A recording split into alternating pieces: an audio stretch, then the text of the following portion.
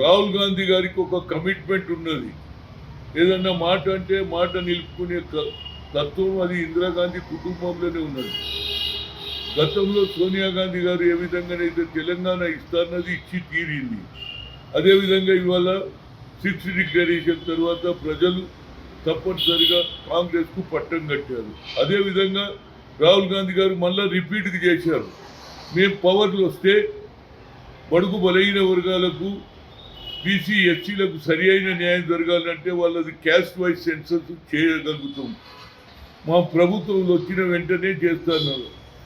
అదేవిధంగా ఇవాళ ఆయన ఆలోచనలో ఎస్సీ ఎస్టీ బీసీలకు న్యాయం జరగాలంటే క్యాస్ట్ వైజ్ సెన్సస్ మేము పవర్లు వస్తే చేస్తున్నారు. కాబట్టి ప్రజలు నమ్మి తప్పనిసరిగా ఆ ప్రభుత్వం వస్తేనే చేయగలుగుతుంది.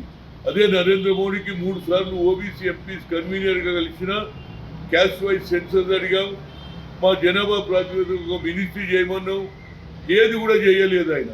కనుక తప్పనిసరిగా రాహుల్ గాంధీ గారు ప్రధానమంత్రి అయిన రోజు ఈ భారతదేశంలో క్యాస్ట్ వైజ్ సెన్సస్ జరుగుతుంది. ఎస్సీ ఎస్టీ బీసీలకు తప్పనిసరిగా కింది స్థాయిలో వాళ్ళ స్థితిగతులు తెలుస్తుంది.